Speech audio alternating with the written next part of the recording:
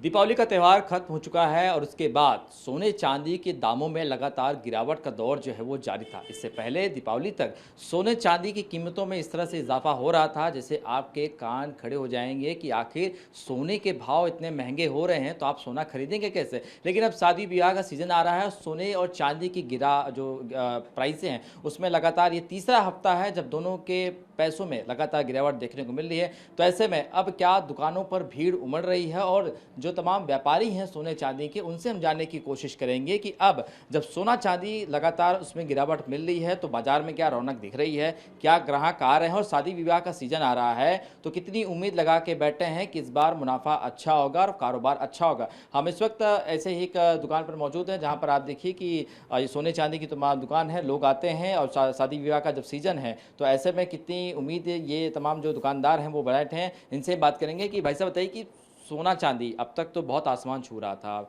सोना तो बढ़ते हुए सुना ही था, चांदी भी लगातार बढ़ रही थी। अब शादी विवाह का सीजन आ रहा है तो उम्मीद है कि ग्राहक आएंगे। अभी एक्चुअली में सोने चांदी के भाव जब तक स्थिर नहीं होएगा ना तब तक सोने चांदी का बाजार चलना बहुत कठिन हो जाएगा।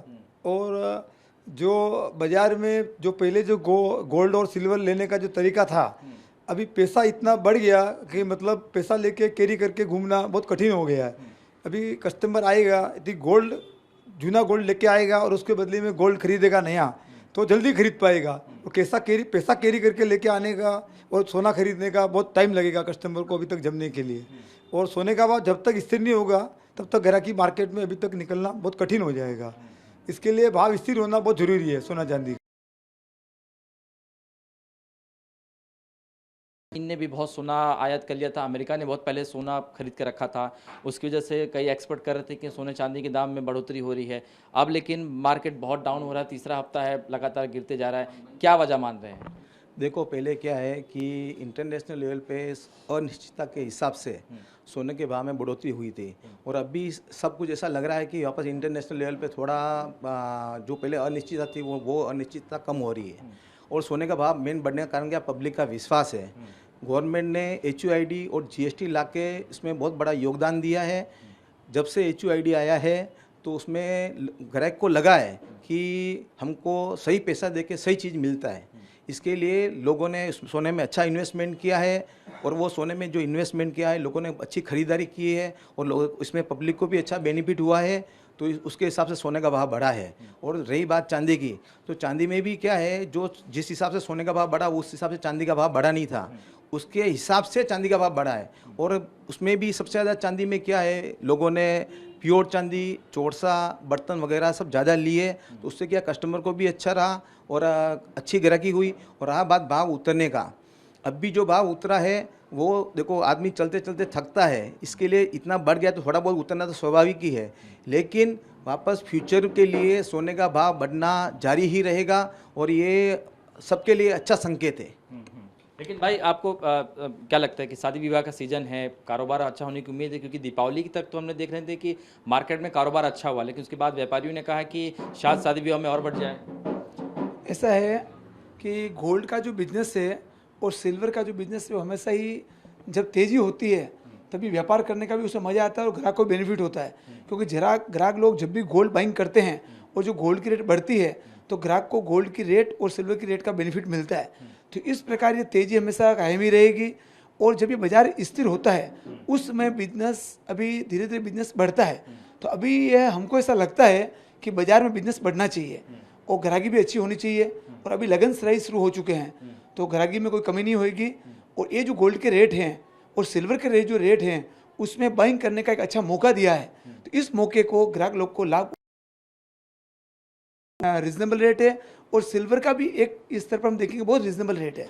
तो इस पर हमें बाइंग करनी चाहिए, ये हम ग्राहक लोग को सबको हम सलाह देंगे। लेकिन आपको उम्मीद लगता है कि आने वाले समय में जिस तरह से तीसरा हफ्ता है, सोने चांदी के दामों में गिरावट आई है, और भी गिरावट आएगी कि अब स्थिर होगा यहाँ पे मार्केट? जो लोग इंतजार कर रहे हैं कि सोना कम हो तो चले सोना खरीद के आते हैं। देखो क्या है, सोने का भाव ज़्यादा उतर नहीं सकता है क्या है, पहले जो सोने में तेजी मंदी हुआ था वो एक पहले टीवी पे ऐसा दिखाया गया था भी सोने का भाव 55,000 होने वाला है, तो बहुत से ग्राहक ने वो चक्कर में अपना क्या घर का सोना बेच दिया और अभी सोने का भाव बढ़ गया, वो खुद ग्राहक पछता रहे हैं। और मेरी एक सलाह है, सोने का भाव ज़्यादा उतरने वाला नहीं है और आपको भाव दिख रहा है, नियर फ्यूचर में बहुत ज़्यादा भाव होने की आशंका है, क्योंकि जो भी अभी सिचुएशन है वर्ल्ड लेवल का, वो सिचुएशन क्या है, किसी भी दिन बिगड़ते रहता है और जिस दिन बिगड़ता है उस दिन सोने का भाव बढ़ना ही बढ़ना है। और पब्लिक पे, और सबसे बड़ी बात क्या है, अपन कुछ भी बोलते हैं लेकिन पब्लिक के पास पैसा भी बढ़ा है, पब्लिक की इनकम बढ़ी है। गवर्नमेंट ने सब जीएसटी में जो छूट दी उसके हिसाब से भी लोगों को बहुत फ़ायदा हुआ है, तो लोगों के पास पैसा जो बढ़ा है तो लोगों ने वो पैसा सोने में इन्वेस्ट किया है। उससे ज़्यादा क्या है, कोरोना काल के अंदर पब्लिक को एक ही चीज़ पे भरोसा था, किसी पे भी भरोसा नहीं था, एक ही चीज़ पे भरोसा था, हम लोग सोना लेंगे। और उस समय पब्लिक ने सोना बेच के जो अपनी आजीविका चलाई, उसलिए क्या है, सोने पे और विश्वास बढ़ गया। और भविष्य में भी सोने, किसी सब चीज़ को जाने दो, आज भी आपको अगर किसी चीज़ में वैल्यू मिलता है तो सोने में ही मिलता है। और सोने में जो पब्लिक को जो वैल्यू मिला है वो भविष्य में भी मिलता रहेगा। और किसी के चक्कर में नहीं जाए, सोने का भाव ज़्यादा उतरने की आशंका नहीं जताए और न भाव उतरेगा। और ऐसे के ऐसे क्या है, ग्राहक ये बोलते रह जाएंगे और वापस कभी सोने का भाव बढ़ेगा अपने को समझ में नहीं आएगा।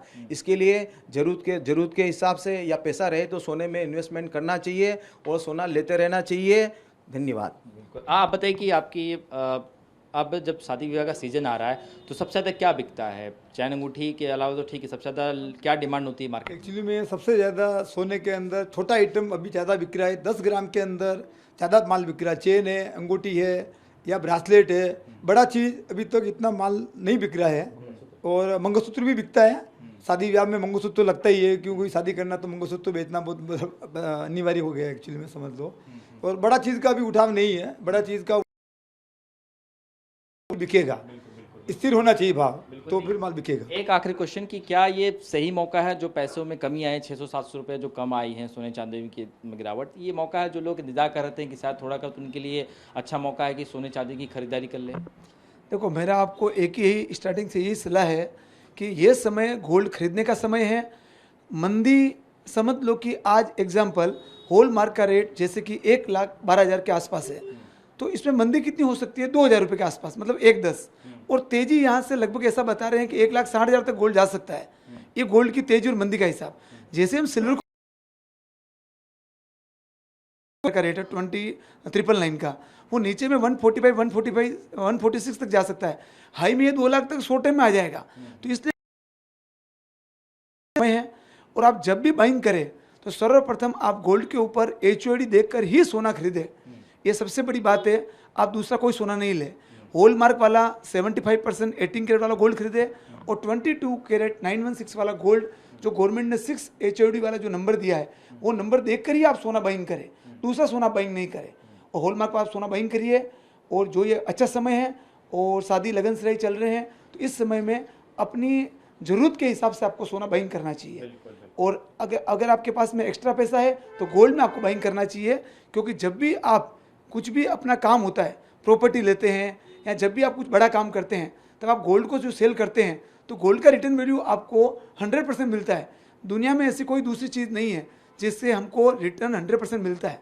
भले शेयर मार्केट ले लो, प्रॉपर्टी ले लो, हर चीज़ में समय लगता है, लेकिन गोल्ड ऐसी चीज़ है जब भी हम आधी रात को बेचते हैं तो फटाक अपना पैसा खड़ा हो जाता है। तो इसलिए मैं आपको सलाह दूंगा और आपको गोल्ड ही बाइंग करना चाहिए। बिल्कुल बिल्कुल, सोने चांदी का जो खरीदार है, क्योंकि सोने पे जो है बहुत विश्वास लोग करते हैं। और आज भी यह है कि सोने चांदी की खरीदारी के लिए लोग आते हैं। देखिए ग्राहक भी बैठे हैं और जब सोने चांदी की दामों में गिरावट सुने जैसे तो खरीदारी करने के लिए आए हैं। भाई साहब, आप क्या खरीदने आए?